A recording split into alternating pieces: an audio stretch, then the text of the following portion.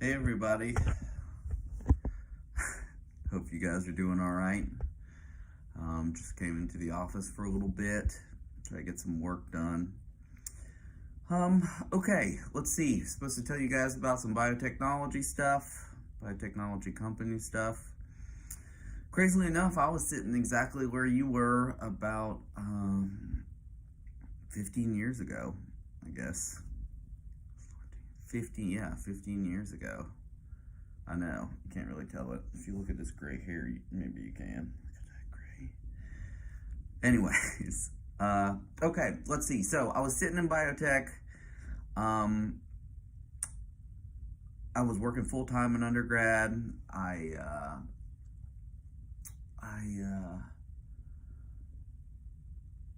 If you don't know, many of you have had me before. I teach anything from Gen Bio to senior seminar.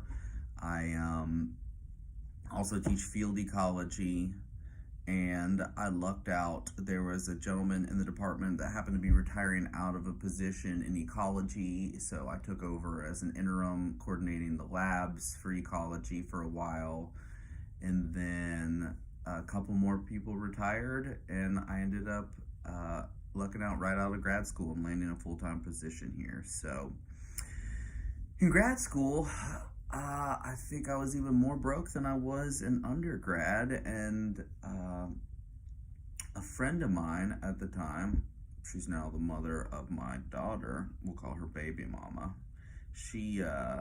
her and I were pretty broke, so we were brainstorming business ideas, okay? One night we jotted down a bunch of ideas on the back of a pizza box, and I was like, maybe we could start a biotech company, and not in the official sense, not where we're producing antibodies, and we have to trial and run through this high-level FDA approval process, but still, co-opting the use of technologies for some kind of biological solution, right? Most of you guys are either suffering through organic currently, or you have already. So we have decent chem backgrounds, enough to essentially navigate the chemical literature, and enough to come up with ideas on our own. So we decided to create a business. We had no idea how to do that, or how we were going to do that, how we were going to go about doing that, but we had drawn up this idea on the back of some pizza box one night, and we had a decent understanding. Baby mama, her name's Brittany. Brittany has a background. She's an interior designer by trade, but she can do web development and essentially label design, and I had a decent enough chemistry and biology background to where I thought, maybe I could formulate some kind of product that someone might find useful. So we started just thinking about our own problems, and oddly enough, I had this stuff forever that was called Bermuda rot. I'm from Bermuda, and in Bermuda we have this fungal infection in the skin called Bermuda rot. At least I thought it was isolated to Bermuda at the time. It's everywhere. It's just this fungal infection. It's in the Tinea genus, just like a lot of other fungal infections that you get in your skin. It's called tinea versicolor, is the scientific name for it, and it destroys the melanocytes in your skin, prevents melanin production, and causes your skin to look super splotchy. And for years I had this splotchiness up and down my arms. It's gone, because I solved that problem. So, y'all, I grew up, I tried everything. I was rubbing anything from like athlete's foot creams all over my body, to using anti-dandruff shampoos, to any type of antifungal. Antifungals basically come in two main categories. They're fungostatics or fungicidals, and fungostatics just prevent the replication of fungal cells, whereas fungicidals destroy the fungus but are a little harsher on your skin. Anyways, I had coated myself in just about everything. I had been to the dermatologist. I had tried a million different things. This is already starting to sound like an infomercial. I'm sorry. But I had tried a million different things, and eventually I was like, you know what, I'm gonna start trying to see what I can find out. So I started looking in the literature to see what was being used for different types of fungal infections, and I found a number of different papers that were trying different things. So I started just messing around with my own formulations, right? Eventually, long story short, I came up with this acidified nitrite cream. And acidified nitrite is just a nitric oxide liberating cream. So basically, when you rub this stuff on your skin, it increases circulation in a particular area, but what it really does is allow the macrophages in the epidermis of your skin to produce reactive oxygen species in an effort to destroy whatever invading pathogen has invaded your skin. And your macrophages are usually pretty decent at doing that, but it's a limiting factor if you have like a systemic fungal infection in your epidermis. So anyways, I was trying different types of formulations, and I went to one conference in grad school, and I was gone, and the formulation that I happened to be experimenting with at the time, when I came back, my tinea started to like disappear, and I was like, what the heck? I think maybe I finally have stumbled across something that's decent for this. So, and sure enough, a week later, the texture of my skin had changed. It had returned to normal. It still took a while for the pigment in my skin to normalize because you have to go out in the sun, and you need that reinstatement of melanin production to essentially even out your skin tone. So anyways, long story short, I've got one of these in my office. This led to the creation of this first product that's called TVT, or tinea versicolor treatment. You can see this overly elaborate, complex label design that Brittany came up with when we were in grad school.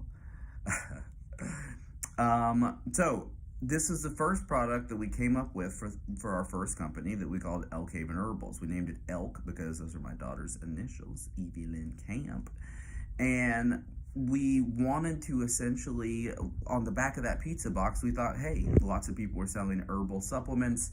Let's see if we can get into that part of this business, which is already heavily saturated, but it seemed like a kind of an easy entry because there's no regulation. Y'all, I don't know if you know this, but there's zero regulation when it comes to any health supplements. Everything that's in Target and Walmart, like the health aisles, or anything in GNC, none of that stuff is approved by the Food and Drug Administration, which can be a great thing or cannot be a great thing, right? If you look at the political motives behind FDA approval in the past, it's highly political. We won't get into that. Anyways, obviously it's there for a purpose, though, to ensure safety to the general public. But in any case, if you sell supplements, they don't need FDA approval. You just have to say they don't have FDA approval. Now, certain things are tricky for marketing purposes, and we'll talk about that. But anyways, this is that stuff that got rid of my tinea, and we decided to make it a product. I actually didn't even want to do that. I thought, there's no way we should throw this out there. What if someone has a weird reaction to it? And Brittany was like, forget that. There's all kinds of weird stuff on the market. And anyways, so we started off selling this stuff. We built a website. Brittany built a website called elkhavenherbals.com. Actually, elkhavenherbals.com. Boom. And TVT was one of the first things that we came up with right here. This little green bottle is for people who have sensitive skin, because some people said that they had sensitivities to, this has a lotion base, this has an aloe vera gel base, and is more sensitive to people with sensitive skin. So that's when we came up with a different version based on customer feedback. But as a general rule of thumb, we sell a bunch of different herbal extracts. Kind of what we did for a different approach, I'm going to show you some of these things, is that we made compounded formulations. So rather than having just like, okay, this is ginseng extract or whatever, we made all of our products thematic. So for example, we made an anti-vertigo, which is basically, you guys have probably all heard that ginger helps your stomach, right? So ginger is good for your stomach. The problem is that the compound in ginger that binds with this receptor in your brain called 5-HT3 is called gingerol, and the amount of gingerol is highly variable in the root of the plant. So what we did was just standardize it, right? If you've had organic 2, you've had mass spec, and all I did was figure out a way to isolate gingerol from ginger root. It's just a basic steam distillation setup. Extract that gingerol from the plant and then add gingerol in a standardized amount to an extract, so that every time you take a certain amount of mill, for example, then you're taking a standardized amount of gingerol and gingerdiol, the other active compound. And so in that way, you know exactly how much you're taking, and you know that you're going to get a certain level of effectiveness. It's probably one of the more popular products we've got is this anti-vertigo / emetic. It's great for acid reflux. It's great for motion sickness and nausea associated with pregnancy. And speaking of pregnancy, one of the other main products that we came up with is hilariously named boob food. So boob food, there's a plant in the Philippines that's popular among nursing mothers. It's called Plectranthus amboinicus. It has a number of different common names.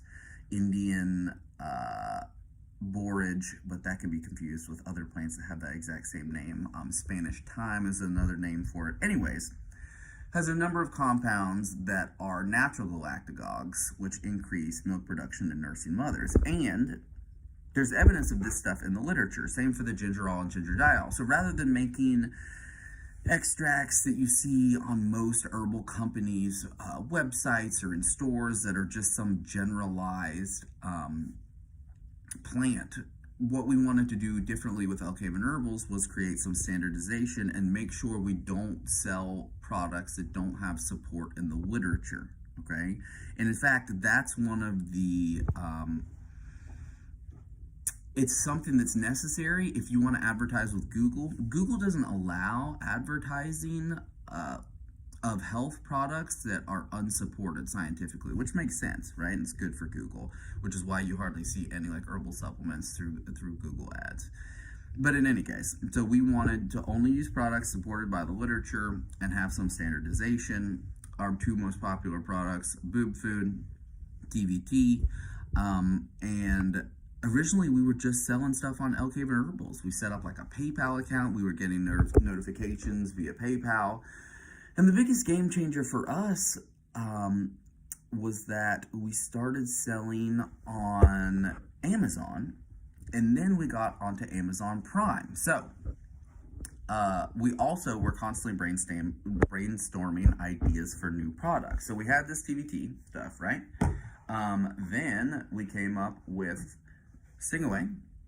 I grew up in Bermuda, right? Jellyfish stings were always a threat. And also Stingaway Blue, which is for man-o-war stings, because Bermuda also has an entire season dedicated to Portuguese man-o-wars. These guys sting you way worse than a normal jellyfish, more powerful, really, really weird colonial creatures. If you take General So, you'll learn all about man-o-war. But in any case, these are some really no-duh products, right? These have lidocaine. They have naproxen, an anti-inflammatory in them, right? So lidocaine to numb. And they have this EDTA, or ethylene diamine tetraacetic acid, which is this compound that's known as a chelating agent. And because of the mechanisms behind the way a jellyfish sting works, in fact, let me see if I can pull up Stingaway's website. Because of the mechanisms behind the way a jellyfish sting works, when a jellyfish stings you, this shoots this tiny harpoon-like structure into your skin. Those are called nematocysts, okay? Let me see a breakdown of the way the bottle functions and the product functions at Stingaway.co. Somebody had Stingaway.com, y'all, and they were trying to sell it for like $10,000, and we were like, no thanks. So, anyways, this nematocyst discharges the stinging cell into your skin and is covered in toxin, and once it's injected into your skin, that's what causes the pain and stinging associated with jellyfish sting. So I thought, all right, well, let's numb it and let's create some type of anti-inflammatory, because skin becomes inflamed when you get stung. And it turns out the EDTA prevents the toxin on the outside of the nematocyst from stinging because it binds with the receptors that are responsible for ionic exchange with the pain receptors in your skin. So also the bottle's black because warm water has also been associated with decreased pain and with jellyfish stings. So you can take this thing, sit it out in the sand, heats up in the sun, boom. So we also made Stingaway at the same time we made LK Venerables. We put it underneath a different header that we called Stingaway, and we put it all underneath this header called LK Biotech because we needed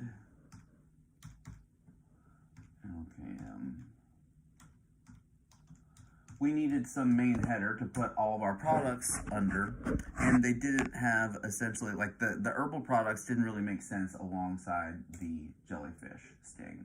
So we put everything underneath this LK and Biotech header. Originally, y'all, we were just DBA. We were doing business as, where like you get this little sheet of paper that says you're doing business as your name. The problem is that you're still liable for everything that might be associated with some weird effect from your product.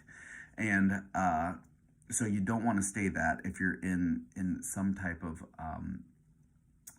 business where you could have an adverse reaction with one of your products, okay? So we were doing business as like just under our names for a little while, and then we were a limited liability company. Now we're a corporation, which is kind of crazy. So anyways, so then we made Stingaway. And because of the way the toxin works for Portuguese man-o'-war, there's a different agent in this. Zinc sulfate is a little more effective for shutting down the toxin associated with the Portuguese man-o'-war sting. So we had LK Venerables, we had some extracts, Brittany did label design, website design, I came up with different formulations, we ordered bottles from wholesale bottle companies. Once you do this, you start noticing that every bottle on the planet and every store everywhere comes from the same three main companies. That, as you might imagine, are produced in China, and shipment is delayed for those at the moment, as you might imagine, which is why it's a good idea to always have a ton of stock built up. So, in any case, Stingaway, TVT, boob food, main sellers. We thought, heck, let's try and sell these things on Amazon. Pretty easy process just to get them listed. You need to purchase a UPC code from a company that provides you with UPC codes. And then you use some type of software like Adobe Illustrator, and you put that UPC into your label design. And then you need to figure out a way to print those off. And of course, we wanted waterproof labels. And there's so many things that you can think about. You also have to fill out material safety data sheets for all of your products so that there's nothing overly harmful. Amazon won't let you sell things that are known carcinogens and so forth. And then you can list your product on Amazon. Now, if you have enough stock built up, you can switch them over to Prime, in which case you can send cases and cases to these distribution centers, and you know there's a couple right here in Charlotte, that will then go to different distribution centers around the country based on where your products are selling and not selling more or less frequently, okay? So, lots of things to think about, right? Now, once we got on Prime, that was a game changer for us.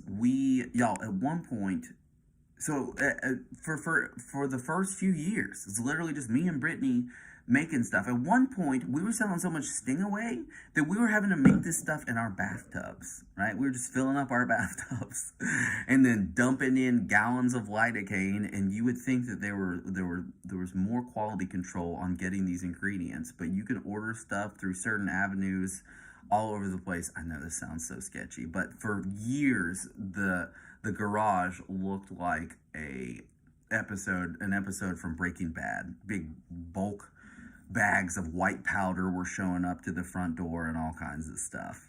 So for years, this is how we were doing it. Y'all, there was so much lidocaine residue in the bathtub. One time I was taking a bath and like my body was going numb, and I was like, oh, we should probably rinse this out more. But yeah, there were summers there where we were just trying to fill up as many bottles as we could, hundreds and hundreds, and get them out to Amazon because we're selling stuff on Amazon Prime and it's selling quickly enough that we couldn't really keep up with it. And I mean, we only had 4 or 5 reviews at the time. I can't imagine how many products people are selling that have hundreds of Amazon reviews. A lot of them are not real, but I mean, it's thousands. It's got to be thousands, because most of the people don't leave reviews for your products. Now, if you get super curious, look up TVT on Amazon. We've ended up with this cult following of people who can't get other things to cure their tinea versicolor, and so now TVT has this huge cult following, and the reviews are hilarious. Some of them are just, I mean, you would think that we paid for them, and we paid for none of them. They're just really, really good. And we sell most of this. So the problem is, people selling thousands and thousands of any one item on Amazon are usually ordering them wholesale from different places like India and China and so forth, and then just taking a little bit of profit as they turn around and sell them for a higher price. We control production start to finish on all of these things. So it was just me and Brittany for forever. Now eventually we started having to hire undergrads to and rent a little industrial complex, a little area in industrial complex, so people could bottle for us and mix up this stuff in big batches, and I'll tell you, we've even got a couple more products here in a moment. That so we were just I was paying you guys, to just basically $15 an hour to bottle and ship and label stuff and send it out for forever. But we control product manufacture from start to finish. So what that means is that this stuff, we, and all of these things, we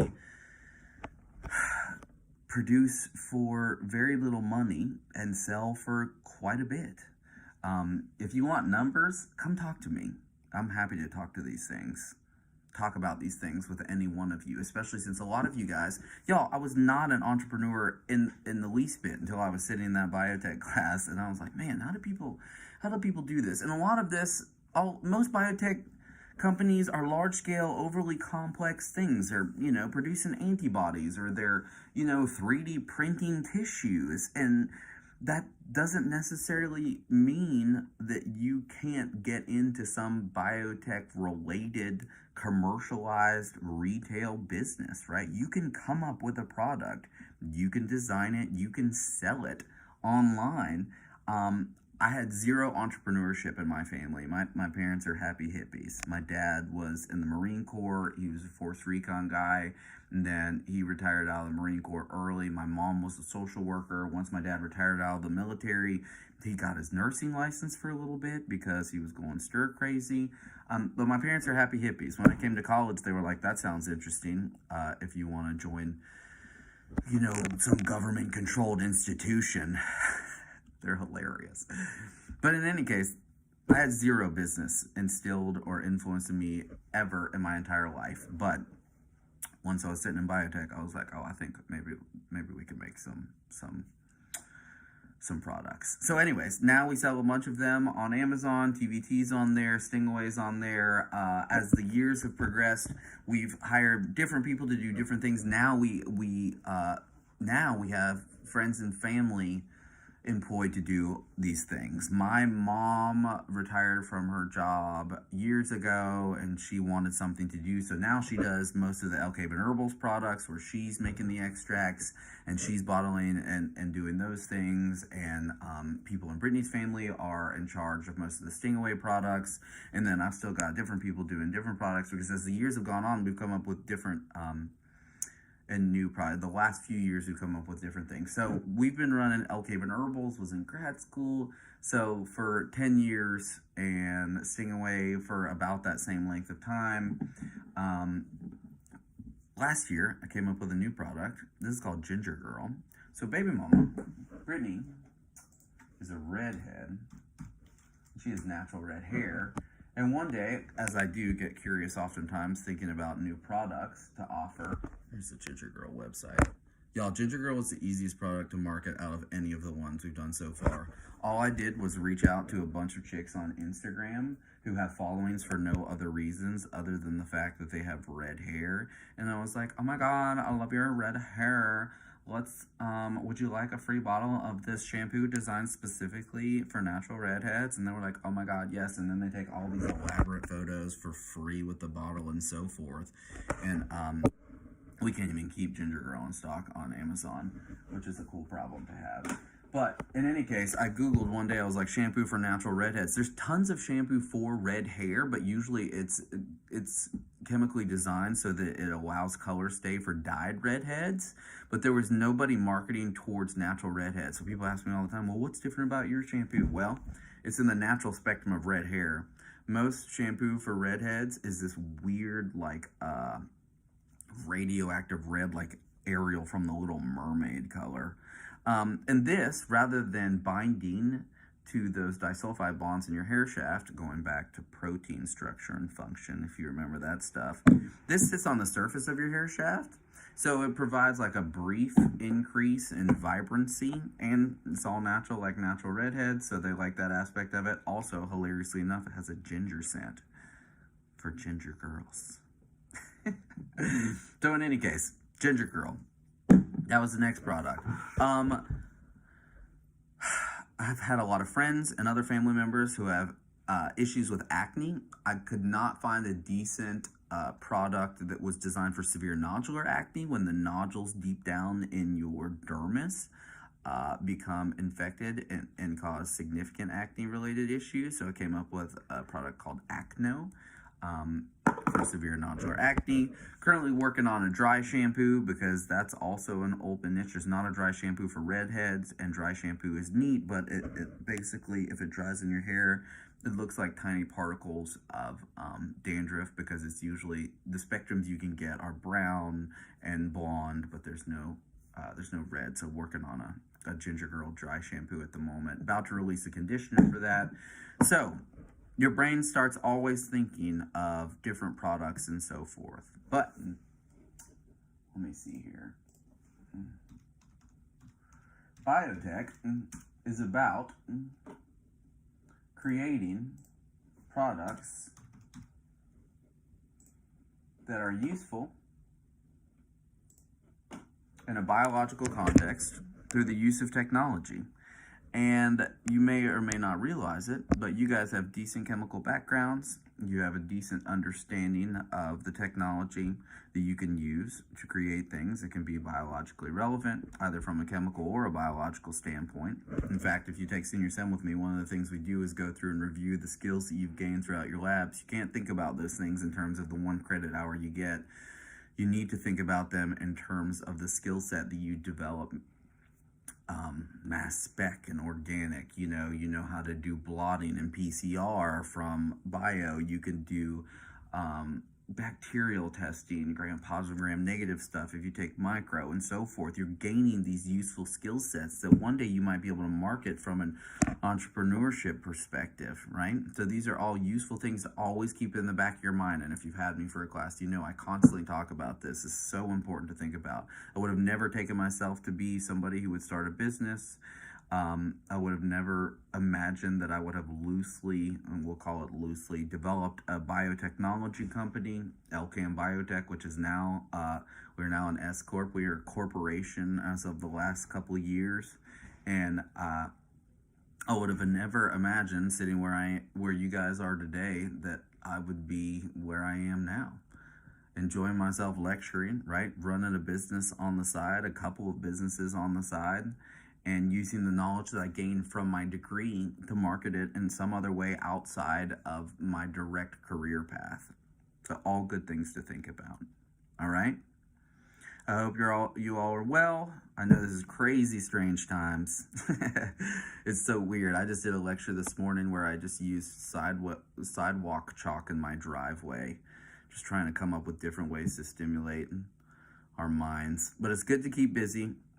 It's good to have some sort of routine. I don't know about you, but I'm usually pretty sane in the daytime and then slowly devolve as the time proceeds to get later into the night. But if you have any questions, specifically for me, about any of this stuff, you want to talk any details of business, any details about products, anything about product design or brainstorm, don't worry, I won't steal any of your ideas. people are worried about that in general, and you should be if you're talking to other friends, but I got enough to deal with. So feel free to come tell me your secrets and bounce ideas off of me. I'm happy to help with any of this stuff. Or if you have any follow-up questions, just let me know. All right? Have a good one, you guys. You guys, one last thing I wanted to tell you, because this is worth gold in free marketing. If you want to try any of these things, just let me know. I will send you a free bottle of whatever you want. Shampoo, some redhead shampoo. You got some family members that you're close enough to talk with about their skin health. DVD, Acno, let me know. I will send you guys free whatever you want. I will bring some in, or I will ship it to you. Probably ship it to you right now, right? Probably nobody's bringing anything in. But let me know, because the free marketing of people talking about products is worth far more than giving away stuff for free, okay? So just let me know.